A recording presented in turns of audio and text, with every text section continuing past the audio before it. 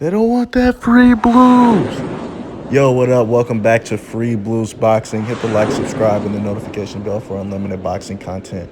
We are Bike. What up, world of boxing? I'm sure you just caught Adrien the Problem Broner just go head-to-head against this guy, Giovanni Santiago. Just took place last night on Showtime. Adrien the Problem Broner got the win in a unanimous decision. It appears that the fight was pretty controversial with the decision, especially if you were on the social platforms, either looking on Twitter or looking at Showtime Boxing's Instagram comments. A lot of people thought Santiago had got robbed, thought it was a boring fight. You know what I mean? I've seen a bunch of throw-up emojis. I've seen some trash can emojis. Seen some people saying F Showtime, this and that. I knew it was going to turn out to be a good fight, a close fight, just based off the fact that AB isn't the same anymore. This is a different phase at AB where he's really passive up there and doesn't throw as much punches. And pretty much just goes in there and spars. He does come in shape, and what I like about it is that he stays off the streets. He stays out of trouble by getting in the ring and doing what he loves and performing at a high level. He is a four-time world champion, 4 different weight class, one of the only 4 fighters to win a belt from 130, 135, 140, and 147. So before people try to sit up here and say AB is a waste of this and that, he's already accomplished probably more than most of your favorite fighters. So I commend AB for that. But I have to say, this post-fight conference, AB's post-fight conference and the interview right after the fight was classic, charismatic AB. It was just hilarious. AB is just all jokes outside of the ring. After the fight, we had Brian Scott as Adrien Broner's interviewer and broadcaster, just pretty much just reflecting on the fight. Brian was like, "What do you think about the people who think you lost?" Broner was like, "Nah, man, I'm not tripping. Everybody has haters. Everyone has critics. That's how AB has to feel as a fighter, as a person. He's got to block out what everybody is saying. And just being a celebrity, he just understands how the world works, and everybody's entitled to their opinion." One of the things that AB said, he talked about how he didn't warm up. He talked about how he didn't warm up pre-fight, and I'm like, okay, like, it's boxing.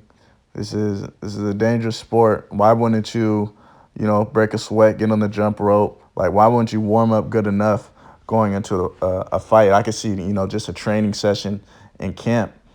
But going into a fight, you didn't warm up good enough. Like, that lets me know that AB wasn't as focused as he should.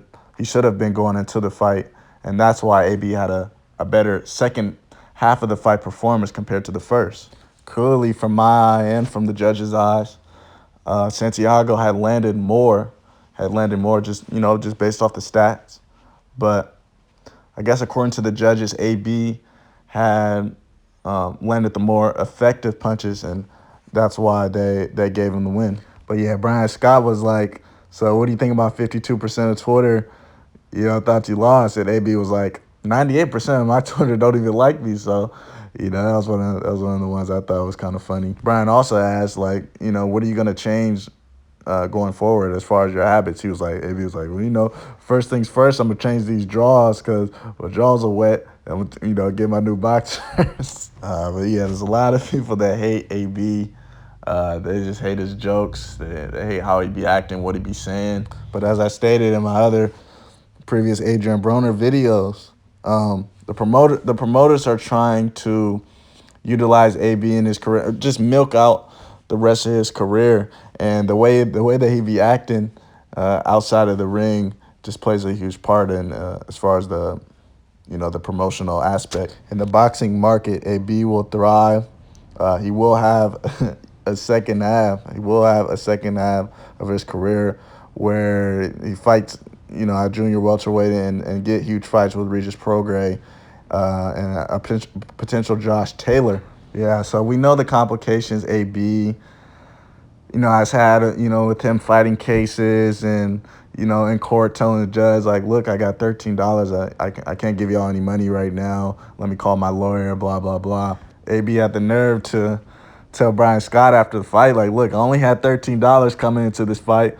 Well, we didn't flip that $13 into $13 million. He's obviously exaggerating. AB is an entertainer. Different from what most fighters say about fighting in the bubble, obviously, since the boxing industry and promoters have relaunched fights, post-COVID.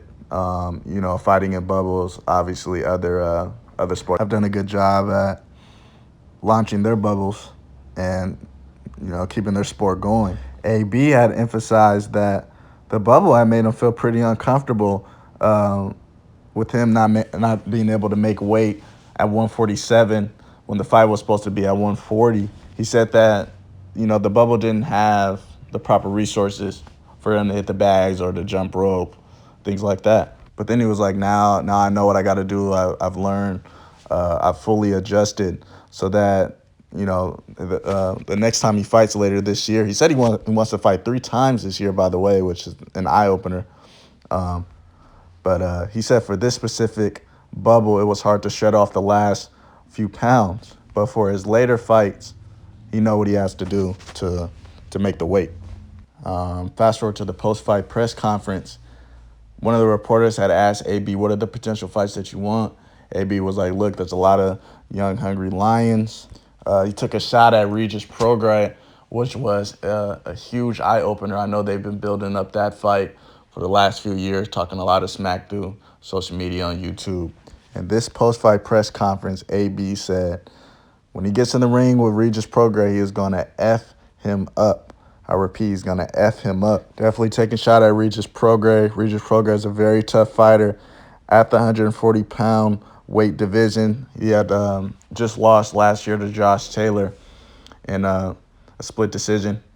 He defeated another opponent on the Gervonta Davis and Leo Santa Cruz card. Hopefully that is a fight that Adrien Broner and Regis Prograis can make this year in 2021. But yeah, AB has been emphasizing to his promoters, Steven Espinoza and Al Heyman, that, look, man, I've been fighting a whole bunch of cases. Keep me in the ring so that I can stay out of trouble. He was like, it seems like when I'm not boxing, I always find my way into some trouble.